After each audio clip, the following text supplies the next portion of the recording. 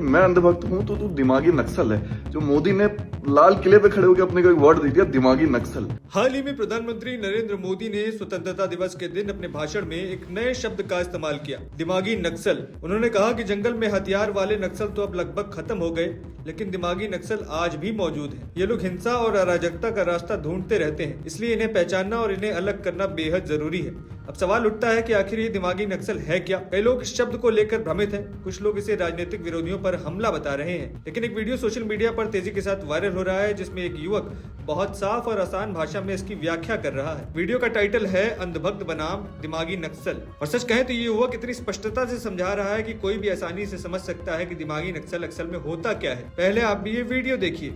कि अब कोई भी अगर तुम्हें अंधभक्त कहे ना, तो तुम उसको रिप्लाई देना कि मैं अंधभक्त हूं तो तू दिमागी नक्सल है। जो मोदी ने लाल किले पे खड़े होकर अपने को एक वर्ड दे दिया, दिमागी नक्सल।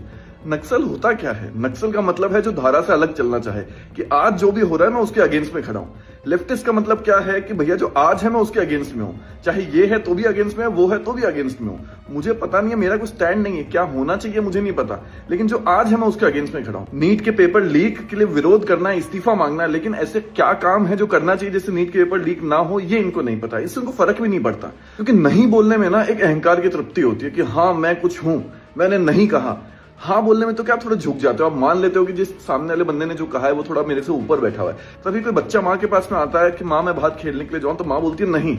नहीं बोलते ही उसका अहंकार तृप्त हो जाता है कि यार मेरी कुछ वर्थ है इस दुनिया के अंदर में। माँ ने बच्चे को बाहर खेलने से जाने से मना करके खुद का तो ईगो सेटिस्फाई कर लिया। ऐसे सालों साल किया, तभी टीन एज में जाके बच्चे रिवोल्ट हो जाते हैं। इसलिए टीन एज में जाके बच्चे नक्सल हो जाते हैं, अपने बाप का विरोध करेंगे, अपनी माँ का विरोध करेंगे, क्योंकि इतने टाइम तक उनकी माँ ने उनकी डिक्टेट किया है, उनको ना बोला है, तो उनकी खुद की वैल्यू चली जाती है। वो वैल्यू खोजने के लिए वो लोग नक्सल हो जाते हैं। सेम तरीके से पिछले 12 साल से मोदी मोदी मोदी मोदी मोदी मोदी ये कर रहा है, मोदी वो कर रहा है, ये सुनते सुनते जो आजकल के बच्चे हैं, इनके अंदर में भी जैसे अपने बाप से विरोध था, वैसे ही मोदी से भी विरोध चालू हो गया। विरोध का कोई लॉजिक, कोई बेस नहीं है, बस सब जैसे इनको अपने बाप से विरोध करना है, वैसे इनको मोदी से भी विरोध करना। अंदर से इतने खाली लोग हैं, इनके अंदर से इतना बड़ा वैक्यूम क्रिएट हो गया कि उसको, उस अहंकार को भरने के लिए इनको बाहर से वैलिडेशन चाहिए कि यार मेरा जो व्यू पॉइंट है वो दुनिया से अलग है, मैं क्रांतिकारी हूं। भैया क्रांतिकारी था भगत सिंह। भगत सिंह को पता था कि ये अंग्रेज नहीं तो ये, वो बोलता था कि गोरे चले जाएंगे लेकिन काले आ जाएंगे, लेकिन बदलेगा क्या? बदलेगा जो बदलाव था, भगत सिंह उसके लिए खड़ा था कि दुनिया इस तरह से चलनी चाहिए, भारत इस तरह से चलना चाहिए। लेकिन ये जो दिमागी नक्सल लोग हैं, इनका सिर्फ काम है विरोध करना। ये किसी भी बात का विरोध करे ना, तो इनसे पूछना अच्छा भाई तुम बताओ कि क्या होना चाहिए, इनके उसमें कभी कोई जवाब ही नहीं होगा।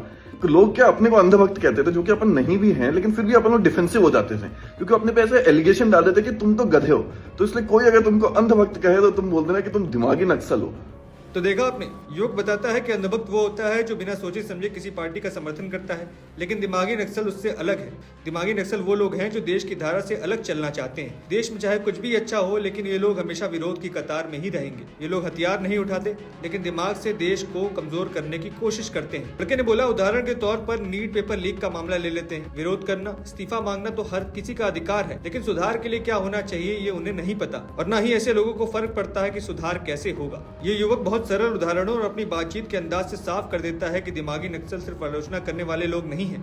आलोचना तो लोकतंत्र में जरूरी है, लेकिन वह जानबूझकर एक ही राग अलापते रहते हैं। जिसे हर बात पर केवल ना बोलना आता हो, हाँ बोलने से उसे शर्म की अनुभूति होती हो, वो असल में दिमागी नक्सल की श्रेणी में आता है। वीडियो देखने के बाद लगभग साफ हो जाता है कि प्रधानमंत्री किसकी बात कर रहे थे। ये वीडियो इसलिए खास है क्योंकि इसमें जटिल राजनीतिक शब्दों को आम आदमी की भाषा में समझाया गया है। कोई भारी भरकम किताबें या लंबे भाषण नहीं, बस सीधी सादी बात। अगर आप भी ये जानना चाहते थे कि दिमागी नक्सल असल में है क्या, तो इस वीडियो को देखकर आप भी जरूर समझ गए होंगे। ये सबसे अच्छा उदाहरण है। देश में एकता और विकास के लिए जरूरी है कि हम सही और गलत के बीच का फर्क पहचानें। युवाओं को मुख्य धारा में लाना है, न कि गलत रास्ते पर ले जाना है। यही संदेश इस चर्चा का भी है। बाकी वीडियो देखने के बाद आपके क्या विचार हैं, हमें कमेंट्स कर जरूर बताएं, और तमाम ऐसी खबरों के लिए TNN वर्ल्ड को सब्सक्राइब करें। धन्यवाद।